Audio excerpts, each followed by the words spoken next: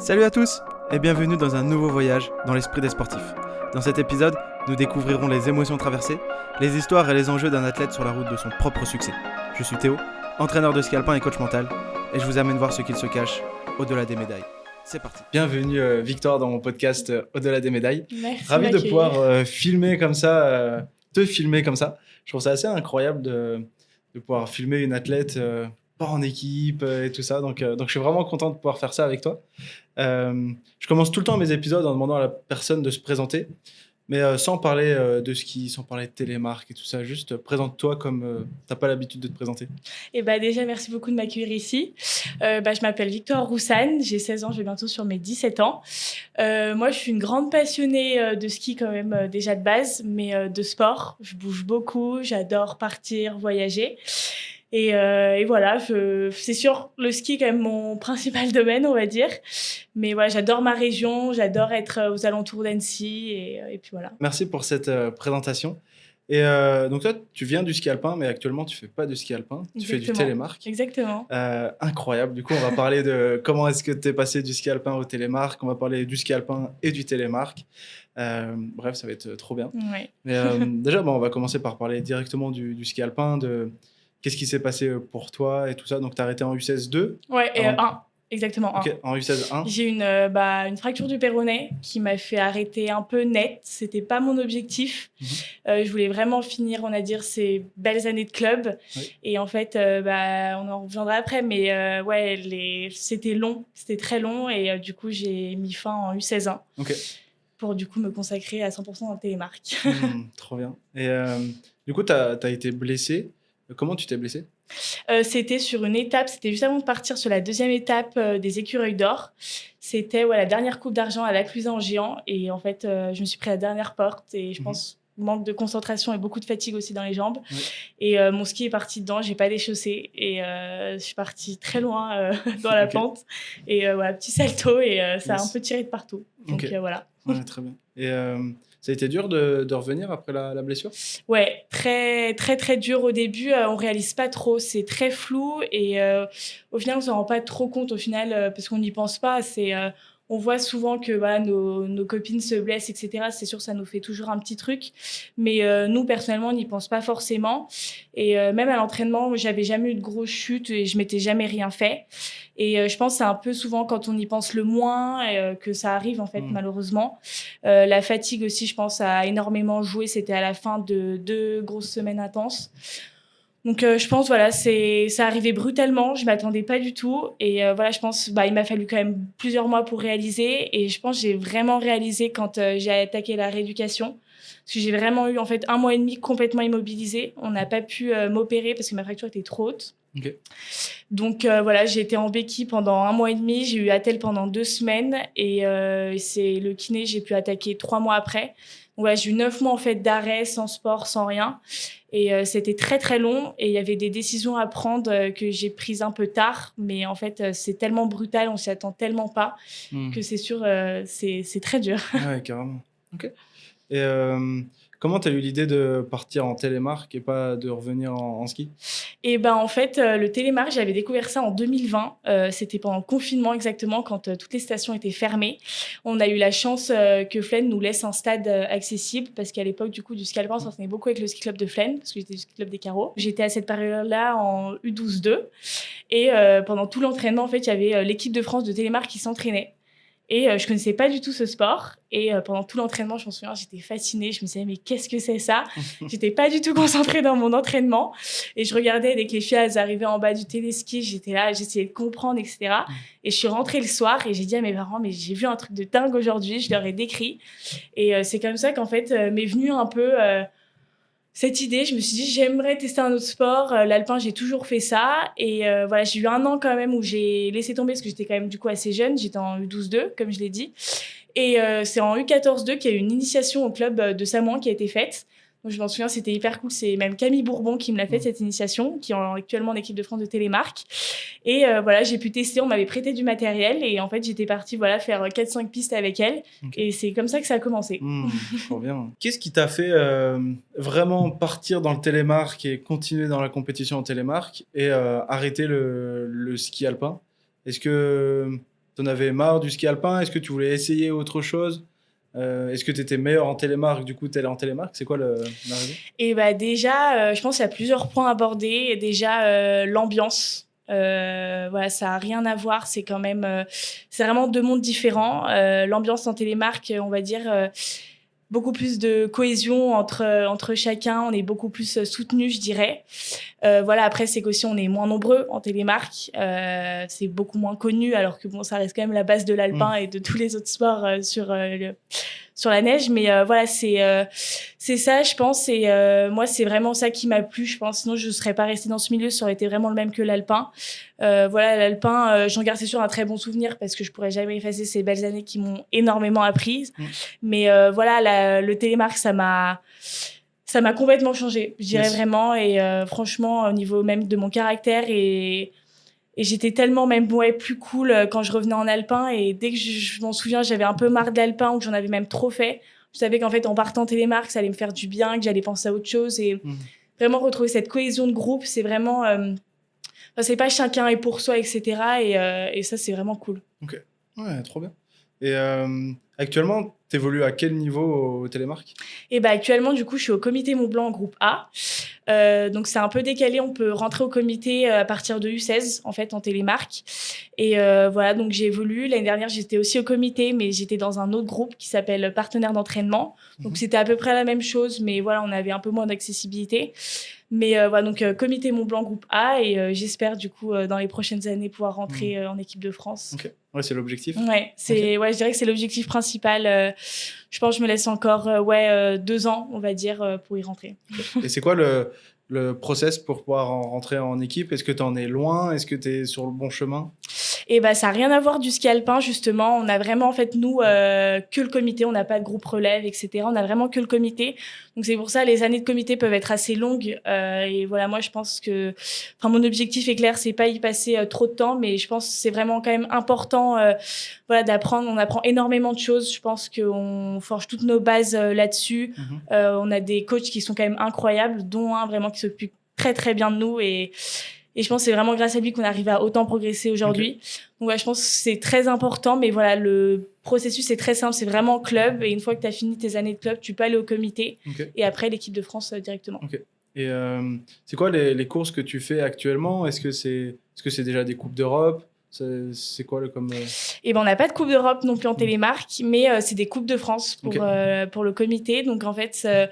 on est un peu dispersés de partout, donc en Savoie, en Haute-Savoie. Et voilà, il peut y avoir d'autres nations qui viennent. On pense surtout aussi, par exemple, aux Suisses. Donc voilà, et après, il y a aussi des FIS qui sont organisées 2-3 dans l'année. Et pareil, on peut y participer, du coup, un peu comme on veut, mais on n'a pas de quota à respecter. C'est vraiment libre à nous de nous inscrire pour après bénéficier des places pour plus tard. Ok, ça marche. Trop bien. Et ouais, actuellement, c'est quoi les challenges que tu vis, toi, en télémarque, en ski? Bon, on les connaît, c'est les classiques, on va pas revenir dessus. Toi, en télémarque, actuellement, c'est quoi les challenges, les difficultés que tu rencontres? Plus on grandit, plus on se rend compte qu'il faut s'entraîner, ça c'est clair. Moi, j'ai doublé, je dirais même triplé mon entraînement cette année parce que voilà, je pense que plus on grandit, plus on prend de la maturité aussi. Et on se rend compte que voilà, c'est moins le monde des bisounours qu'on imagine quand on est petit. Donc voilà, je pense que mon challenge principal aujourd'hui, c'est de beaucoup m'entraîner, et je pense qu'il n'y a pas de secret et que plus tu t'entraînes, plus tu y arrives. Donc voilà, que ça soit physiquement, ça soit sur les skis ou en fait, ou juste que ça soit de la préparation physique, par exemple. Donc voilà, je pense, moi, je me suis vraiment mis à fond sur ça cette année. Et voilà, comme j'ai dit, je m'étais fracturé le péroné, ça va faire 2 ans, le 25 février. Et l'année dernière, ça a été une année un peu compliquée. Je dirais que voilà, elle n'a pas été facile, mais j'ai pas lâché parce que je savais que je pouvais revenir au plus haut où j'étais. Donc voilà. En course actuellement, comment ça se passe pour toi? Sur les réseaux, je vois que tu fais des podiums et tout. Ouais, comment ça se passe sur les courses? Et ben, sur les courses, ça se passe très bien. On a eu la 3e de la saison juste hier, justement. Et ça se passe très, très bien. On a justement, on a une très, très bonne ambiance. Voilà, on n'est pas beaucoup dans les catégories. En U18, on va être, je dirais, max 10 quand il y a vraiment les nations qui viennent. Donc voilà, on n'est pas nombreux, et je pense que c'est ça aussi qui permettent de se soutenir, comme je l'ai dit, qui permet d'être à fond et voilà, pas se dire, par exemple, quand on est en FIS, en fait, actuellement en alpin, où en fait, on est un peu... on regarde un peu de partout, on voit, il y a elle, il y a elle, il y a elle. Et franchement, c'est ça qui est vraiment cool. Et franchement, Les podiums changent très souvent. On est vraiment toutes sur un bon niveau. Et je pense que c'est ça qui est vraiment cool comparé à l'alpin. Ouais. Et vous êtes 10 en compétition ou dans le groupe? En compétition, ouais, on est environ 10. Et après, au comité Mont-Blanc, je dirais chez les filles, sans compter ceux de la Fédé, je dirais qu'on est environ 5 en U18 du comité Mont-Blanc. Ok, ouais, ça marche. Voilà. Et c'est vrai que ça doit changer parce que quand tu es en FIS ou en U16, tu vas sur les écus, il y a 140, 180. Ouais, c'est sur sélection en plus. Ouais, exactement. Ouais. Comment est-ce que tu vis le fait que d'un coup il y ait moins de monde et tout ça, que ce soit un peu plus intimiste? Et bah, c'est sûr, au début, ça faisait un peu bizarre. Et même, du coup, de passer d'un monde à l'autre, c'est sûr, c'était un peu bizarre. Mais je le vis hyper bien là aujourd'hui. Je dirais que je suis même plus heureuse comme ça. Et non, franchement, ça se passe vraiment hyper bien. C'est hyper cool. Et voilà, je préfère en tout cas ce milieu-là. Ouais. Après, c'est sûr, c'est beaucoup critiqué. Moi, je me souviens, il y avait beaucoup de critiques. Oh là là, mais tu vas en télémarque parce qu'il y a beaucoup moins de monde. Il y a peut-être beaucoup moins de monde, mais en tout cas, ouais, pour moi, tout est mieux. Il n'y a pas de question sur ça. Ouais, très bien. Et toi, quand tu dis ça, du coup, ça sous-entend qu'il y a des choses qui ne se passaient pas bien pour toi en ski alpin. Est-ce que tu es OK pour parler de ce qui était le plus difficile pour toi en ski alpin? Oui, bien sûr. J'ai beaucoup laissé tout ce qui était ma vie sociale de côté durant l'alpin, alors que j'étais qu'en U16. Donc, au final, je n'avais pas encore mes grandes années FIS, etc. Et on pense que la pression arrive un peu plus tard, mais on l'a déjà quand même je dirais à partir du 14. Tout se fait sous sélection, etc. Et c'était compliqué parce qu'au final, j'étais à Saint-Jean-Bosco, donc à Cluse. Ouais. J'étais en classe ski, donc j'ai fait toute ma scolarité là-bas durant le collège. Et ça a été assez dur parce que du coup, l'hiver, je passais vraiment tout mon hiver à mon appartement au carreau où je m'entraînais. Ouais. Et mes parents, du coup, montaient le week-end et je ne voyais plus mes amis en dehors, etc. Donc, j'étais vraiment un peu isolée. Je faisais tout à distance. Et je pense que c'est ça aussi que j'ai vraiment eu du mal. C'est justement après ma blessure, je me suis rendu compte qu'au final, je redécouvrais un peu en fait ce que c'était la vie en dehors de l'alpin. Donc ouais, ça n'a pas été facile et voilà, ça a été aussi dur, on va dire, d'avoir toujours une bonne entente avec les coachs. Moi, j'ai eu de la chance que je m'entendais très très bien avec les miens et j'ai toujours été très bien accompagnée. Voilà, maintenant c'est sûr, ça peut pas se passer parfaitement et c'est sûr, il y a des entraînements où tu rentrais, c'est sûr, t'étais en pleurs parce que voilà, t'étais un peu à bout de force. Donc voilà. Ok. Et t'étais souvent à bout de force comme ça ou pas? Ouais, je dirais l'année U16 n'a pas été facile. Elle n'a pas du tout été facile. Beaucoup de pression concernant que ce soit les étapes des écureuils. Ça parlait du coup déjà aussi beaucoup du Fayet. Ça, je pense qu'on n'en parle pas assez, mais le pôle, les places sont tellement restreintes qu'il faut tout donner. Et en fait, il s'agit d'une blessure et c'est fini. Et c'est fini pour toi. Donc voilà, ça n'a pas été facile et je me souviens quand je me suis fracturé le péroné, on m'a dit mais ça sert à rien que tu tentes ton inscription pour Fayet, tu ne seras pas prise. Et au final, j'ai eu la réponse en fait un mois après comme quoi j'étais prise. Okay. Donc dès que j'ai eu la réponse, c'est sûr, j'ai sauté de joie, j'ai dit bon je vais aller au pôle. Et au final, je me suis laissé quelques mois de plus pour vraiment réfléchir si c'était vraiment ce que je voulais faire. Vraiment continuer dans cette lancée au final de plus être avec ma famille, etc. Partir à l'internat aussi du coup et même si j'habitais pas très loin, c'était quand même beaucoup plus cohérent. Donc voilà, j'ai fait cette décision de pas y aller et de donner du coup ma place à quelqu'un d'autre. Intéressant. Alors que t'étais pas encore dans la démarche d'aller en télémarque et tout ça, t'es prise pour aller au Fayet au lycée où tout le monde veut aller et tu fais le choix de pas y aller. Ouais. Du coup, je combine en même temps le télémarque pendant ma saison de ski et ça m'a quand même énormément apporté parce que vraiment l'alpin m'a apporté énormément de télémarque et inversement. Parce que j'avais des défauts que j'avais en télémarque que je n'avais plus en alpin et franchement, ça m'a vraiment énormément aidé. Et c'est sûr, le pôle ne prenne pas du coup pour les télémarqueurs. Et c'est sûr, quand j'ai eu l'opportunité, tout le monde m'a dit mais pourquoi tu la refuses, etc. C'est une chance de malade, il y a tout le monde qui veut y aller, tu t'en rends pas compte. Après pour le comité, etc. C'est génial. Et c'est sûr, c'était un risque à prendre, clairement, parce que c'était du coup, ça veut dire que si je refusais le pôle, c'est que derrière, je laissais aussi un peu le ski alpin. Et je me suis dit, il faut que tu tentes. T'as rien à perdre, t'as le télémarque, il te reste un sport où tu peux tout donner. Ça t'a énormément apporté jusqu'à maintenant, donc en fait, il n'y a pas de raison que ça marche pas. Donc j'ai laissé de côté, et j'ai suivi mon instinct, et du coup, j'ai fait ma seconde à Bosco. J'ai continué en fait sur la lancée de Bosco, en classe de ski aussi. Mais voilà, à partir du moment où on rentre dans nos années de lycée, ça devient quand même beaucoup plus compliqué. Et j'ai pris la décision du coup de faire le CNED, l'école à la maison, parce qu'on n'en a pas parlé, mais c'est vrai que je fais l'école à la maison maintenant, qui me donne une liberté qui est énorme. Du coup, ça soit comme j'ai dit pour voyager, parce que j'adore voyager, mais même du coup pour la préparation physique et l'entraînement, ça m'a énormément aidé. Et ça me permet en fait de pas m'entraîner par exemple que le jeudi après-midi comme on avait avec Bosco, ou le mercredi ou le week-end. Je peux vraiment m'entraîner quand je veux, la semaine, que ce soit du coup sur les skis ou à la salle, etc. Ouais. Ok, trop bien. Et j'ai aussi fait une année au CNED en seconde. Et j'en ai déjà parlé aux athlètes que j'accompagne en tant qu'entraîneur, mais c'est toujours les parents qui voulaient pas. Ouais. Moi, c'est inversement. C'est assez drôle. C'est pour ça que je veux l'évoquer, parce que souvent, quand un athlète est au CNED, c'est que les parents ont soutenu pour ça. Ouais, exactement. Toi, comment ça se passe ta relation avec tes parents, et à quel moment ils ont dit bon, bah, c'est ok que tu ailles au CNED et que tu mettes un peu dans la tête des parents, c'est surtout on met l'école de côté si on va au CNED. Toi, c'était quoi la réflexion de tes parents, dans quelle optique ils sont? Et mes parents, ils m'ont toujours énormément accompagnée dans mon sport. Ça, j'ai toujours eu énormément de chance. Mon papa a toujours été un peu du côté de mon frère parce qu'il fait du sport auto, mon frère en haut niveau. Et ma maman, toujours un peu avec moi avec le ski, mais j'ai vraiment eu toujours beaucoup de chance à ce niveau-là. C'était vraiment concernant scolaire, c'était moi qui décidais clairement ce que je voulais faire, si je voulais aller dans un cursus normal ou aller dans une classe de ski comme je l'ai fait. Mon frère a fait ses années de lycée au CNED. Okay. Donc ça m'a toujours un peu inspirée et je pense qu'à l'heure d'aujourd'hui, s'il ne m'aurait pas fait, j'y serais pas allée. Parce que voilà, ça me montrait un peu comment ça se passait. J'ai pu voir comment il arrive à s'adapter, parce qu'au final, il faisait quand même un sport aussi en haut niveau comme moi. Et ma mère a voulu que je fasse à partir de la 3e. J'ai dit non, je vais passer quand même mon année de brevet au collège. Et au final, seconde, elle a voulu aussi, elle m'a dit t'es sûre que tu veux pas y aller, etc. J'ai dit non, laisse-moi dans le cursus normal, etc. On verra après. Et au final, l'année scolaire l'année dernière, c'est pas très bien passé parce que je voulais me mettre à fond dans le ski en fait. Et c'était mon année de reprise et je commençais à réaliser en fait que c'était vraiment ça que je voulais faire, le télémark. Et j'ai dit, j'ai arrêté. Je m'en souviens, je suis partie de l'école en juin. J'ai dit c'est fini, je retournerai plus dans un établissement en présentiel et je vais faire au CNED maintenant. Donc ta maman, elle pendant 2 ans, elle t'a laissé le choix. Et c'est toi qui voulais et moi, je l'embrouillais, mais je disais c'est hors de question, etc. Et au final, aujourd'hui, j'en suis très heureuse. Et c'est parce que du coup, tu voulais mettre le ski au centre de ton projet que tu t'es dit, ok, c'est par là que je dois Exactement.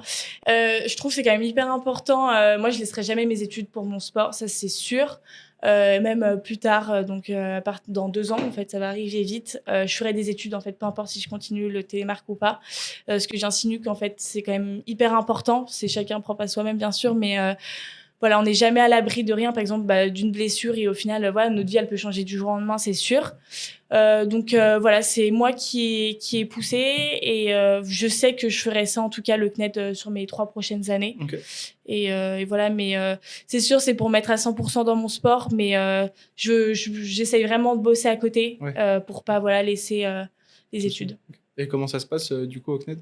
Et franchement, ça se passe très bien. Le premier mois, on réalise pas trop qu'on a repris quand même. En septembre, on est encore un peu en vacances.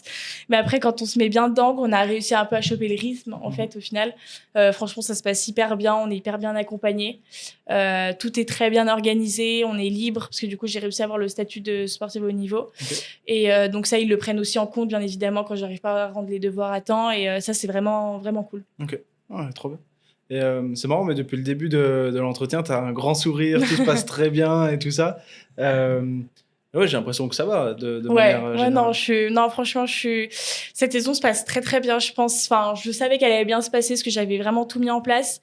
Mais c'est même, je dirais, au-dessus de mes attentes, franchement, scolairement et sur les skis, ça se passe très bien. Ok. Et ouais, je crois que je t'ai déjà posé la question, je me rappelle plus, mais actuellement, est-ce que tu es confronté à des challenges, à des difficultés, toi, parce que c'est pas pour te miner le moral, parce que j'entends bien que ça va très bien, et en même temps, tu peux être confronté à des choses qui peuvent parler aux gens qui nous écoutent et tout ça. Donc, c'est quoi la difficulté qui te challenge le plus actuellement? Je dirais, c'est ça, c'est vraiment de combiner, je dirais, le ski et les études quand même. C'est pas facile. Faut savoir, un peu stopper du ski, des fois, même si on a envie quand même d'en faire énormément. Je dirais que c'est ça, le plus gros challenge, c'est vraiment d'être fort et de faire l'école à la maison, ça nous demande encore plus de responsabilité sur soi-même. Donc je dirais que c'est quand même ça le plus gros défi à relever et faut bien se mettre dedans. Bon, on va évoquer aussi la partie mentale. Est-ce que tu es accompagné, toi, en préparation Ouais, mentale? ouais, ouais. Ok, trop bien. Eh ben, on va pouvoir parler de, si tu es ok de Ouais, y a tout pas de ça. souci. Euh, Ça fait combien de temps que tu es accompagné? Ça va faire 3 ans maintenant. Ok, ouais, trop bien. C'est Ça fait 3 ans. psychologue, préparateur mental? Ouais, les deux. Les C'est deux? exactement les deux, ouais. Ok, ça marche. Et ouais, comment est-ce que ça t'aide? Sur quoi est-ce que tu travailles? Et bah moi, j'en fais durant toute l'année parce que voilà, j'en ai besoin durant toute l'année et je pense que faut s'en servir en fait toute l'année. C'est pas parce qu'on a une course qu'on va en faire en fait, on va faire une séance 2 jours avant ou c'est pas parce qu'on est dans une saison de ski. Je pense que c'est important d'être accompagné toute l'année. Moi, ça m'aide énormément, surtout sur mon stress. Avant, j'étais très très stressée, surtout en alpin. Que ça soit sur mon stress, sur mes pensées. Voilà, je me sentais jamais trop capable, etc. J'avais toujours un peu des doutes sur moi-même. Ok. Donc ça m'a énormément aidé sur ça, sur l'appréhension, le stress, comme j'ai dit. Donc non, franchement, ça fait 3 ans et je sais que c'est, pour moi, c'est hyper important et que j'arrêterai pas. Et comme j'ai dit, j'essaie vraiment de tout mettre en fait en place pour y arriver de mon côté. Ouais. Et tu parles de stress. Qu'est-ce que tu as appris ou qu'est-ce que tu pourrais partager du truc qui t'a le plus aidé par rapport au stress? C'est peut-être une technique, c'est peut-être une façon de voir les choses différentes. Qu'est-ce qui t'a le plus aidé par rapport au stress? Et bah, par rapport au stress, ça a été de beaucoup relativiser, je dirais. C'était surtout ouais, pendant les courses où le stress pouvait énormément monter. J'arrivais pas forcément à produire ce que je faisais à l'entraînement. C'est toujours après ce petit cap qui est compliqué, mais ouais, c'était dur de tout mettre en place parce que voilà, il y avait des qualifications à aller chercher, par exemple, derrière pour l'alpin, etc. Donc le stress, j'ai su vraiment, on va dire, l'appréhender. Et en fait, je l'ai vraiment. Et je pense que c'est vraiment la grosse partie de moi que j'ai bossé qui était vraiment importante. Ok. Et j'ai fait un gros focus pendant ma blessure. Parce que ouais, il y avait beaucoup de questions qui se posaient et le stress en faisait partie, hein, clairement. Et voilà, c'est comme ça que franchement, j'ai su remonter tout ça. Et ça va beaucoup mieux à l'heure d'aujourd'hui. Et aussi, je me suis rendu compte de quoi j'étais capable, clairement. Et voilà, la blessure, ça m'a donné quand même un bon coup de boost. Ouais. Donc tu sais, tu parles qu'en ski alpin, il y avait pas mal de sélections, de qualifications, et ça pouvait générer du stress. Là, au télémark, j'ai l'impression que c'est moins le cas, surtout que vous êtes moins Ouais, au départ et tout. exactement. Est-ce que ça aide aussi à avoir moins de stress ou tu as toujours autant de stress, autant de pression? Non, carrément, c'est sûr que ça diminue un peu le fait qu'il y ait moins de monde, qu'il y ait moins de sélection. Après, c'est sûr, il y a des enjeux, comme je l'ai dit, c'était pas resté non plus voilà, une éternité au comité Mont Blanc. Voilà, il y a quand même des gros objectifs comme normalement nos premiers championnats du monde junior cette année. Voilà, c'est sûr, on rêve tous, je pense, d'aller chercher une médaille. Après, c'est notre première année U18, donc voilà, on veut pas trop s'emballer, mais je pense que c'est chacun un peu dans un coin de notre tête et on va clairement pas la laisser passer cette chance.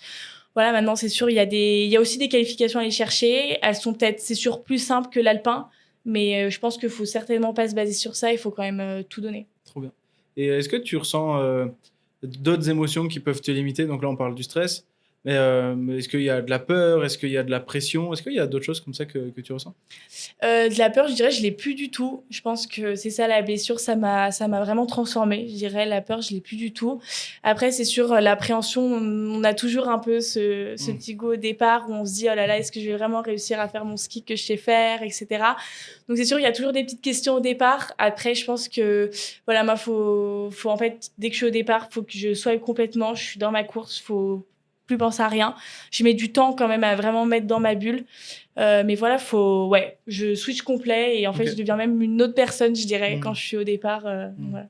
Et c'est ce que tu as appris en préparation mentale, Ouais, par exactement. exemple, de pouvoir Exactement. switcher, trouver le bon état avant le départ? Ouais, bah c'est sûr. Après, il y a toujours quelque chose qui est compliqué, c'est d'appliquer ce qu'on fait à l'entraînement en course. Ça, c'est jamais simple et je pense que c'est pour beaucoup de personnes comme ça. Voilà. Après, à l'heure actuelle, c'est comme ça. Enfin, faut laisser faire le temps, faire les choses et puis voilà. On n'a pas beaucoup parlé aussi de la relation avec les entraîneurs. Tu m'en as parlé un petit peu que ça se passait super bien au carreau et actuellement aussi. Est-ce que tu as rencontré des relations avec des entraîneurs plus compliqués ou plus durs à vivre? Bah oui, comme j'ai dit, franchement, j'ai été vraiment hyper bien accompagnée durant mes années d'alpin. Après, c'est sûr, mon année du 16 a été assez compliquée. Je dirais pas que ça a été ma meilleure expérience, surtout que j'ai eu la blessure et ça demandait quand même beaucoup d'exigences. Et moi, j'ai toujours été très exigeante aussi avec moi-même. Donc, dès que j'y arrivais pas, c'est sûr, c'était compliqué. Voilà, il y avait déjà en fait au carreau une sélection qui était faite, donc c'était il me semble groupe élite et un autre groupe, je sais plus trop comment ils les appelaient, donc moi j'avais de la chance d'être dans le groupe élite. C'est sûr, il y avait quand même plus de pression à porter sur les épaules.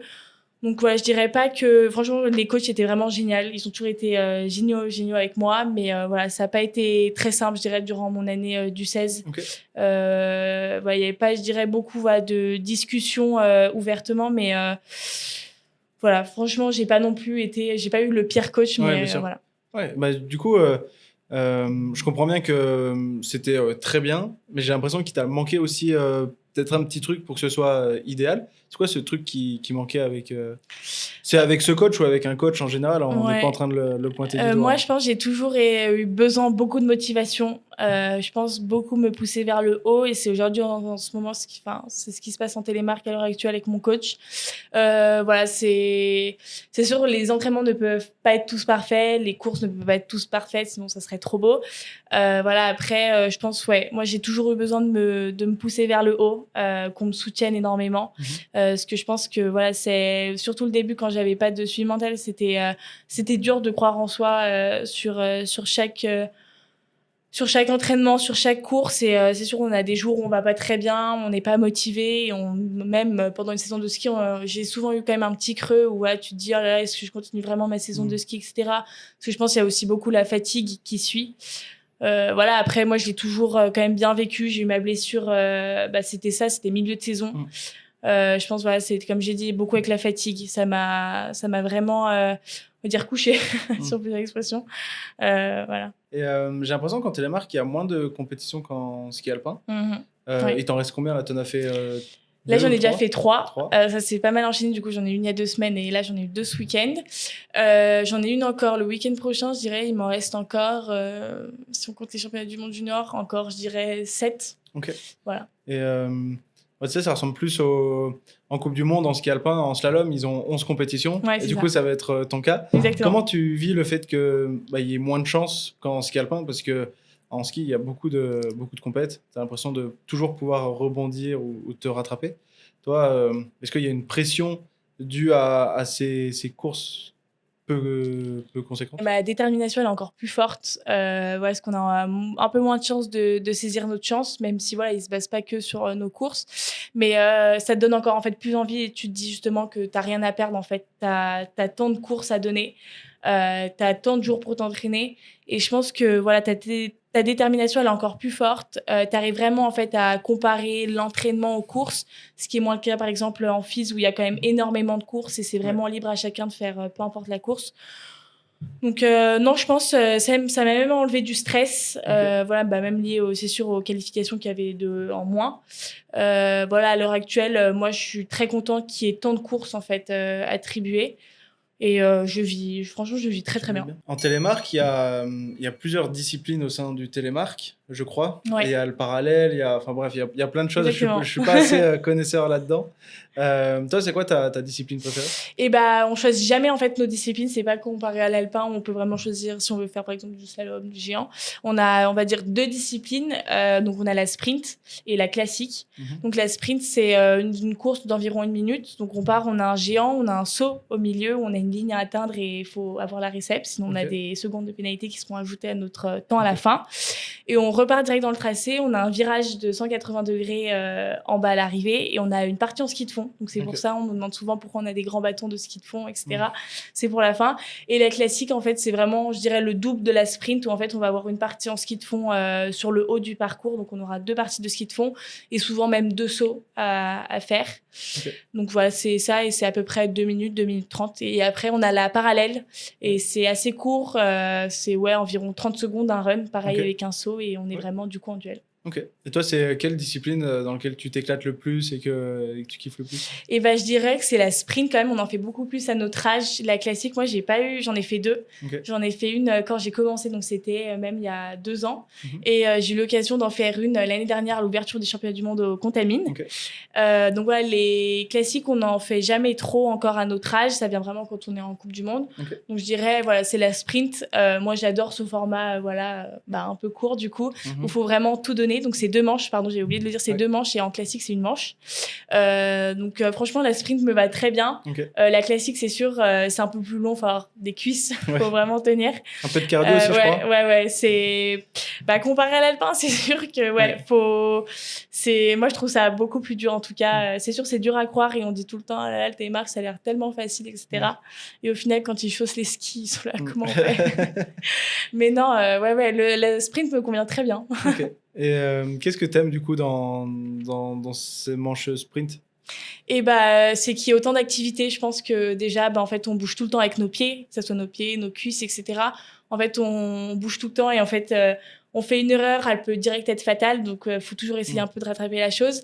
C'est le fait aussi d'avoir un saut. C'est pas commun, clairement, dans d'autres disciplines. Et d'avoir, par exemple, c'est sûr, un virage à 180 en bas du parcours, un loom, avec une partie en ski de fond aussi. Donc, on arrive vraiment à avoir, un peu plusieurs disciplines en une, du coup. Ouais. Et c'est quoi? C'est l'aspect fun que t'aimes bien ou c'est l'aspect, le fait que ça change tout le temps et du coup c'est moins monotone? C'est quoi? Ouais, c'est l'aspect fun, je dirais. C'est sûr, c'est pas commun comparé à l'alpin, etc. Et on voit quand même beaucoup moins de télémarques. Et même, par exemple, hier sur les courses, il y avait les gens en haut, ils regardaient, ils disaient, ah, mais qu'est-ce que c'est ce sport, etc.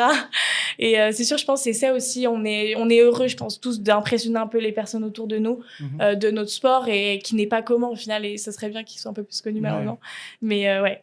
Et comment vous faites pour vous entraîner? Parce que les skieurs, encore une fois, ils se plaignent souvent qu'ils n'ont pas suffisamment le stade, le machin et tout. Ouais. Et j'imagine que là, s'il faut un saut, un truc à 180, une piste de ski de fond à côté, Oui, ça ne doit pas toujours être facile de s'entraîner. Non, c'est sûr. On s'entraîne beaucoup moins les sauts et les looms. En fait, on s'entraîne quasi jamais dedans. Pour ce qui est du comité Mont Blanc, après, c'est sûr, tout ce qui est Coupe du Monde, c'est un peu, on va dire un autre milieu. Mais on s'entraîne quand même beaucoup moins dedans. Après, quand, par exemple, on va en avoir une aux Ouches, donc c'est vraiment là où on s'entraîne la plupart du temps. Donc, le saut et le loom, pardon, ils vont, je pense, laisser un peu plus de temps pour qu'on puisse s'entraîner. Mais voilà, on s'entraîne jamais trop. Mais les entraînements type, un peu, c'est vraiment, on va dire... le matin, ça va être du télémark. Et l'après-midi, en fait, on a un long stade vraiment plat sur le haut pour s'entraîner en ski de fond. Ok. Et vous entraînez avec des skis de fond ou avec vos... Non, c'est vraiment des skis télémark. Ouais. Parce que du coup, on a le talon libre, on a le talon qui est décollé, ce qui nous permet. Donc, c'est sûr, c'est pas le même poids, c'est pas la même largeur du ski. Donc, dès qu'on fait le petit swing, parce qu'on s'entraîne quand même beaucoup en ski de fond à côté, il faut quand même pas mal s'entraîner. Ouais. Donc, dès qu'on fait des entraînements ski de fond classique, du coup, on essaye de switcher après avec un peu de TLM, 30 minutes. Mais c'est sûr, ça change quand on les met au pied, c'est pas trop pareil. Ouais, carrément. Et en préparation physique, c'est quoi les bases qu'il faut? C'est quoi les choses sur lesquelles tu dois travailler pour être meilleur? Je dirais beaucoup d'équilibre. Déjà, parce que voilà, comme j'ai dit, on a le talon qui est libre, donc en fait, on est, je dirais, un peu souvent sur un fil. Donc, je dirais beaucoup d'équilibre, de puissance aussi, clairement dans nos cuisses. Je dirais équilibre, puissance, je dirais la force aussi, parce qu'il nous en faut clairement. Les cuisses, ça brûle. Que ça soit un run en fait qui fasse 30 secondes ou 1 minute, ce sera la même chose et nos cuisses en fait, elles auront fait que de bouger. Voilà, donc ouais, je pense que c'est vraiment les trois. Ok. Du coup, le télémark, c'est moins connu. Il n'y a même pas les Jeux Olympiques pour le télémark. Quand on est petit, on rêve de faire les Jeux Olympiques et tout ça. Et toi, en allant faire du télémark, tu sais que, en tout cas à court terme, il n'y aura pas de Jeux Olympiques. Est-ce que c'est quelque chose de pénible pour toi? Est-ce que tu t'en fous complètement? C'est comment? C'est sûr que le sujet, j'y ai pensé clairement, parce qu'en quittant l'alpin, c'est sûr que ton rêve d'aller au JO, ou même en fait tout simplement d'aller faire juste de la Coupe du Monde en fait en ski alpin, il s'efface. Après voilà, le télémark n'est pas au JO, il n'a jamais été. Donc c'est sûr, c'est un peu triste parce que je pense qu'on l'oublie souvent, comme j'ai dit, que c'est la base du ski clairement. Donc voilà, moi j'y crois toujours. En 2030, on a les JO dans les Alpes. Donc voilà, pour moi, faut tout donner en fait sur cette année. On va avoir la réponse en juin, il me semble. Voilà, pour moi, faut y croire ou non. Ça fait plusieurs années que tout le monde y croit. Donc moi, je viens d'arriver, c'est sûr, sur le circuit. Donc j'y crois énormément, d'autres moins avec les expériences passées des autres JO, pardon. Voilà, moi c'est mon objectif principal, j'ai envie de dire. Et s'il faut tout donner cette année pour rentrer au JO, même si je sais que je pourrais pas faire grand chose.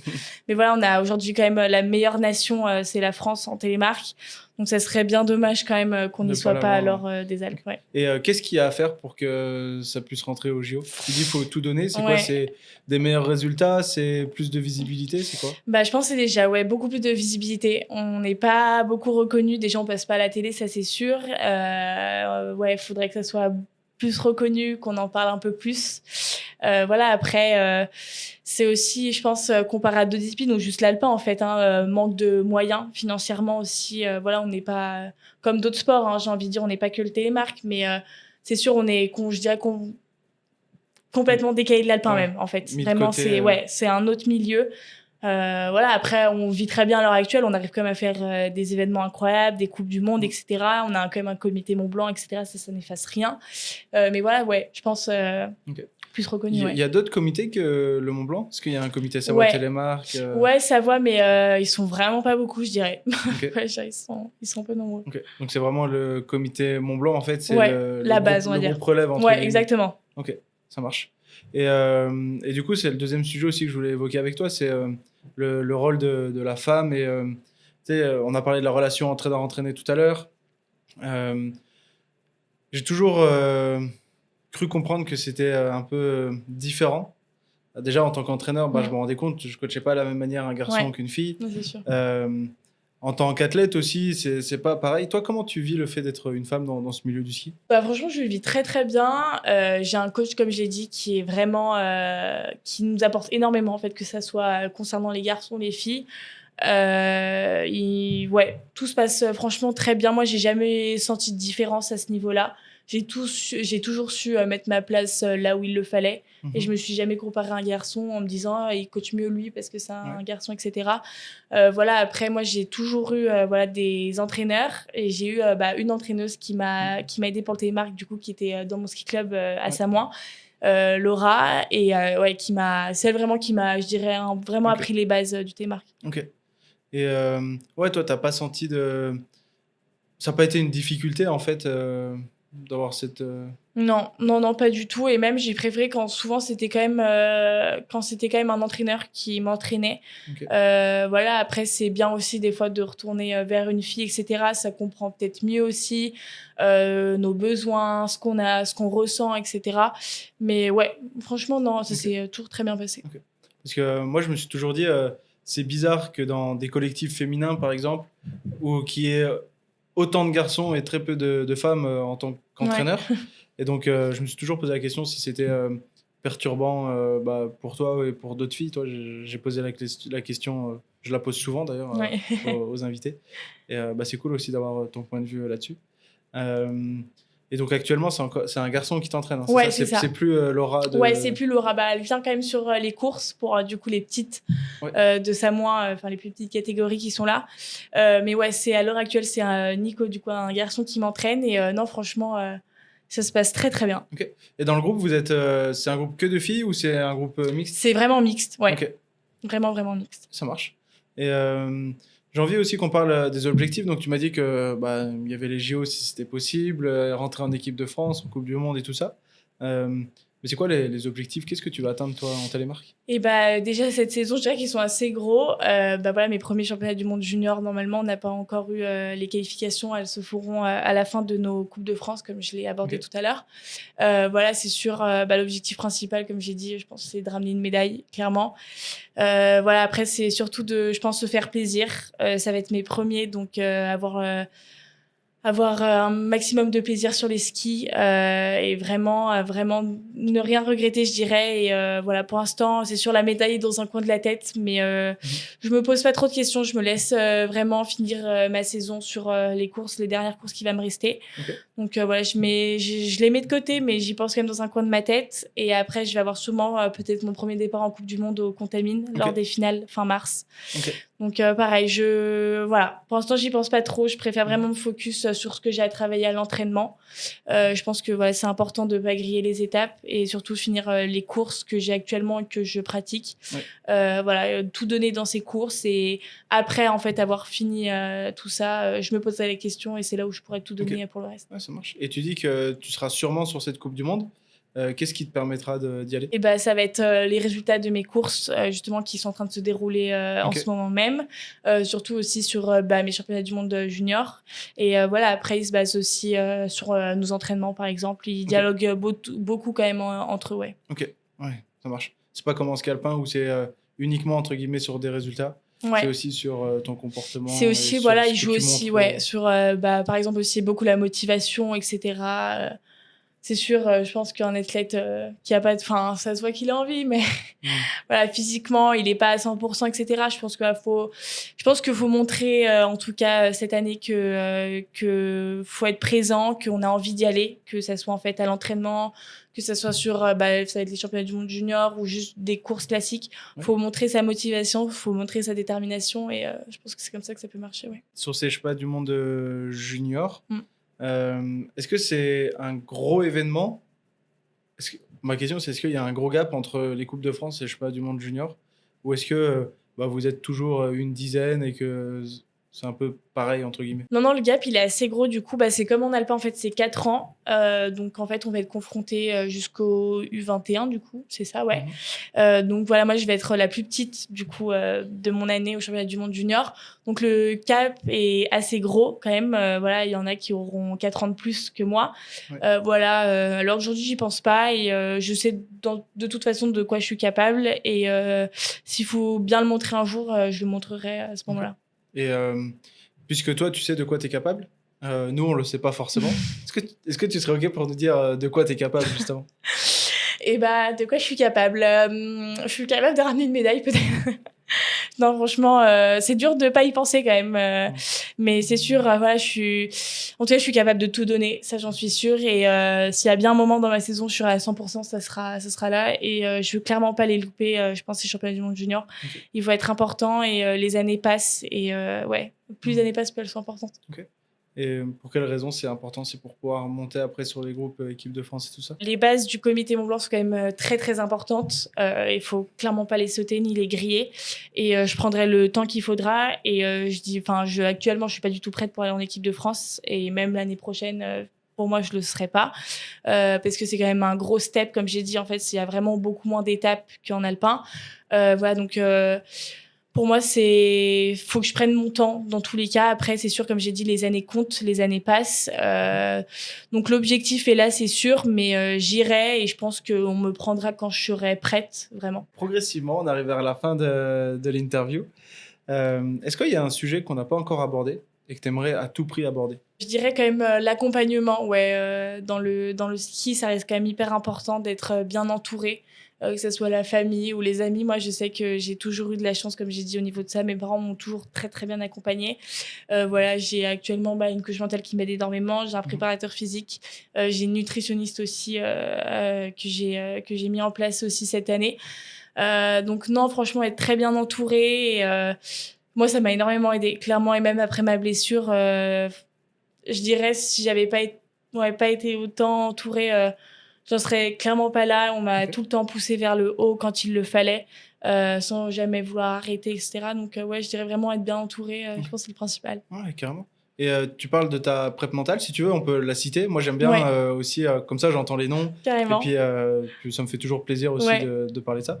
Elle s'appelle comment? Elle s'appelle Martine Malter. Ok, ça marche. Et du coup, ça fait 3 ans. C'est elle qui t'accompagne depuis ces 3 ans? Ouais, c'est ça. Tu as changé au milieu? Non, c'est vraiment elle qui m'accompagne depuis 3 ans. En fait, elle fait mon frère aussi dans le sport automobile. Donc, elle est basée à Clermont-Ferrand. Donc, on fait tout en visio et elle se rend des fois sur les courses de mon frère et elle va se rendre cette année aussi sur des courses de ski.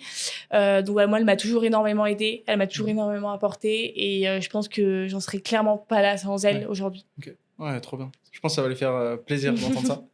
Et comment est-ce que tu as choisi cette prep mentale? Pourquoi elle et puis pas une autre? Et ben en fait, je l'avais rencontrée on parle beaucoup d'automobile, mais je l'avais rencontrée sur un circuit automobile, parce qu'elle faisait aussi un autre pilote. J'avais beaucoup discuté avec elle et le film s'était très, très bien passé.